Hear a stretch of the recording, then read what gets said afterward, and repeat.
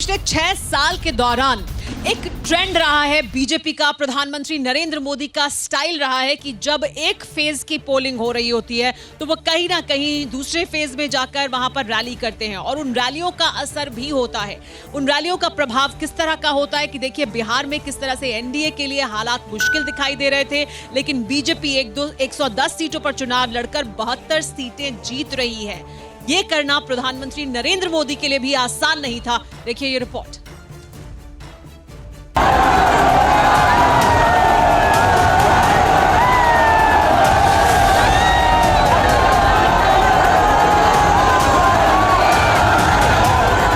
दशकों तक बिहार की सियासत का सेंटर रहे लालू प्रसाद यादव पहली बार राजनीति के चुनावी रण से गायब थे। तेजस्वी के जिम्मे आरजेडी की विरासत को हाशिए से निकालकर बुलंदी पर पहुंचाने का जिम्मा। तेजस्वी की रैलियों में उमड़ती भीड़ भी बिहार की करवट लेती राजनीति का इशारा कर रही थी। राजनीति के बदलते मिजाज को देखकर तेजस्वी भी गदगद नजर आए।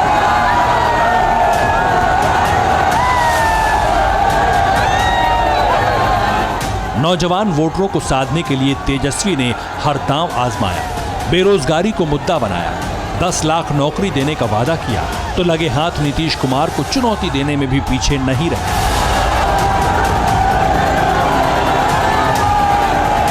अब तू लोग सब लोग जानते रहो कि नीतीश कुमार जी भाषण देले बाड़े, घूम घूम के कहते रहे कि बिहार में समुंदर नहीं ना है, लैंडलॉक्ड स्टेट है, जमीन से घिरा हुआ है, इसलिए कारखाना नहीं लग सकता।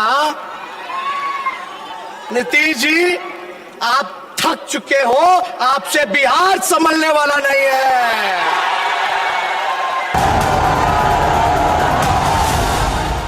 चाचा की उंगली पकड़कर सत्ता की सीढ़ी चढ़ना सीखा था तेजस्वी, उसी चाचा के सबसे बड़े चैलेंजर बन गए।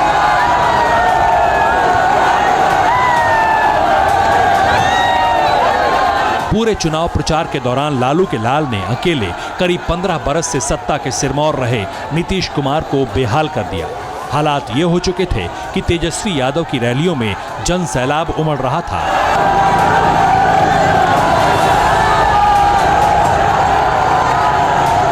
तो नीतीश कुमार की रैली में भी लालू जिंदाबाद के नारे लग रहे थे।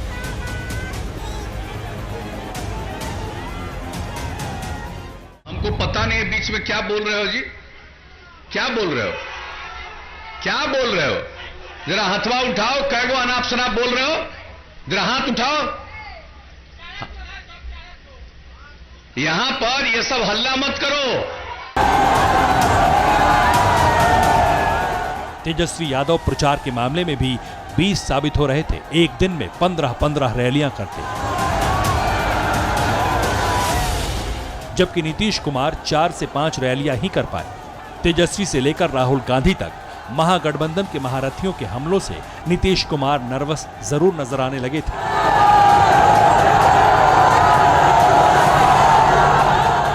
जिस तरह का माहौल था उसमें लगाए जा रहे कयास कुछ हद तक सच भी साबित होने लगे थे। इसका एहसास बिहार के मुख्यमंत्री नीतीश कुमार को भी हो चुका था, क्योंकि वो लगातार तेजस्वी पर ही निशाना साध रहे थे। उधर एनडीए के घटक रहे चिराग पासवान ने भी मोर्चा खोल दिया था। इस बार बिहार में बीजेपी एलजेपी सरकार, चुनाव में एनडीए से नाता तोड़ अलग राह चले एलजेपी के नेता चिराग पासवान अक्सर यही कहा करते थे। चिराग नीतीश कुमार पर तीखे जुबानी हमले करते रहे, दूसरी तरफ खुद को बार बार प्रधानमंत्री मोदी का हनुमान भी बताते रहे।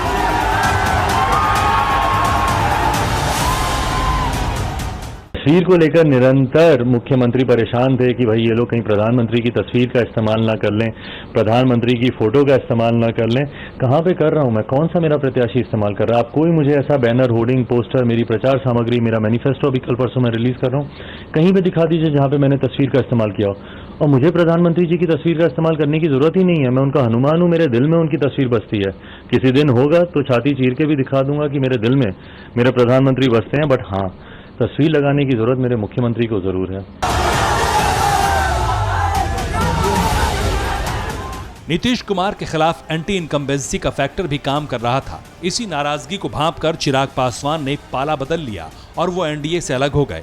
ऐसे में प्रधानमंत्री नरेंद्र मोदी की बिहार में एंट्री हुई और रैलियों में दमदार तरीके से गठबंधन की बात रखकर माहौल को बदल दिया।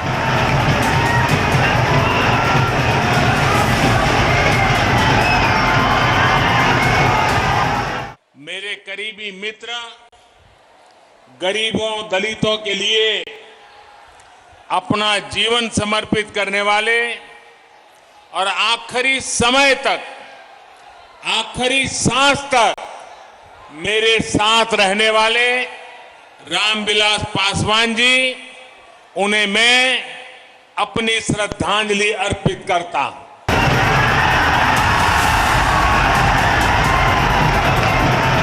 प्रधानमंत्री मोदी बिहार के चुनावी मैदान में उतरे तो लोगों को लग रहा था कि चिराग पासवान पर भी निशाना साधेंगे, लेकिन पीएम ने अपनी 12 रैलियों में एक बार भी चिराग पासवान का नाम नहीं लिया।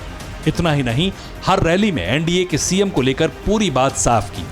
प्रधानमंत्री मोदी ने हर रैली में नीतीश कुमार की अगुवाई में ही सरकार के लिए वोट मांगा।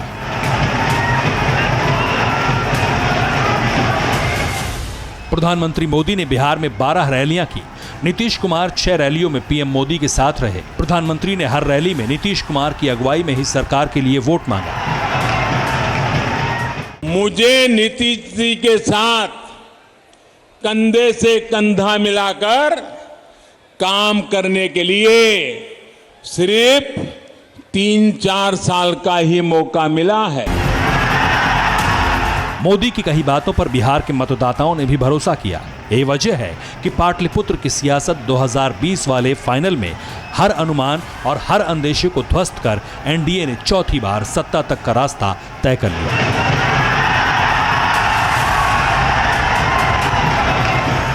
बिहार के चुनावी बिसात को 180 डिग्री घुमाने वाले सबसे बड़े जादूगर प्रधानमंत्री मोदी ही हैं।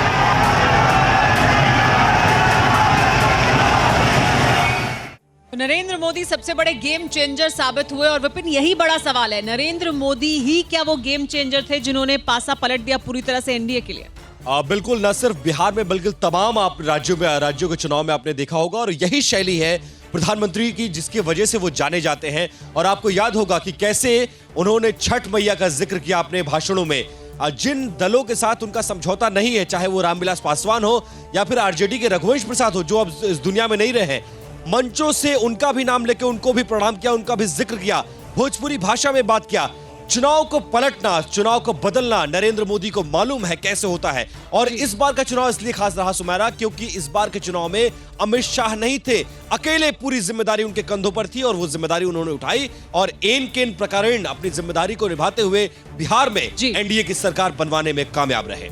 और यही बड़ा सवाल है, जिस तरह का उलटफेर किया है एनडीए ने, जिस तरह का बदलाव और जिस तरह के गेम चेंजर साबित हुए प्रधानमंत्री नरेंद्र मोदी, उसका असर आने वाले चुनावों पर और देश की राजनीति पर पड़ना स्वाभाविक है।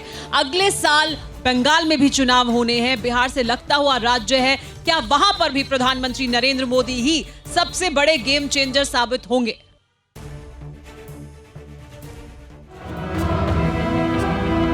भारत माता की, नरेंद्र मोदी जिंदाबाद, नरेंद्र मोदी जिंदाबाद।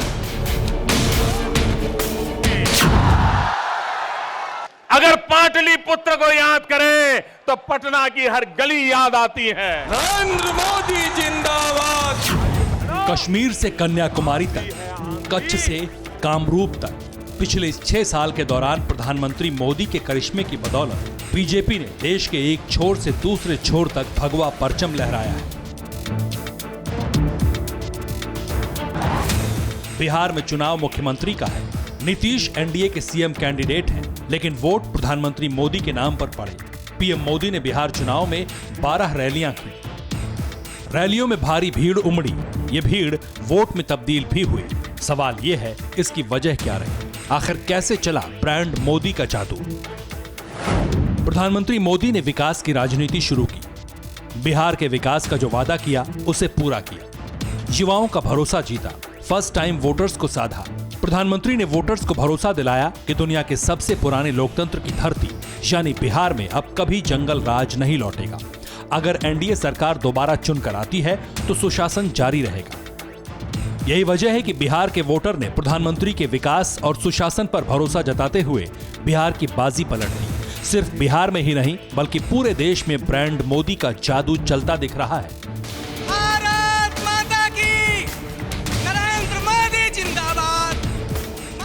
बिहार के साथ ही 11 राज्यों की 64 विधानसभा सीटों पर उपचुनाव भी हुए, जिसमें बीजेपी ने बम्पर जीत हासिल की है। मध्य प्रदेश की 28 सीटों में से बीजेपी को 19 सीटें मिली हैं। यूपी में 7 सीटों के लिए उपचुनाव हुए, बीजेपी ने 6 सीटों पर कब्जा जमाया। गुजरात में 8 सीटों के लिए उपचुनाव हुए, 8 सीट बीजेपी के खाते में गई। वहीं कर्नाटक में 2 सीटों पर हुए उपचुनाव के नतीजे बीजेपी के पक्ष में गए। यानी सिर्फ बिहार में ही नहीं बल्कि देश भर में बीजेपी का मंगल देखा जा रहा है। ब्रांड मोदी का जादू भी बरकरार है और अब बारी बंगाल की है, जहां चंद महीनों बाद चुनावी बिगुल बजने वाला है।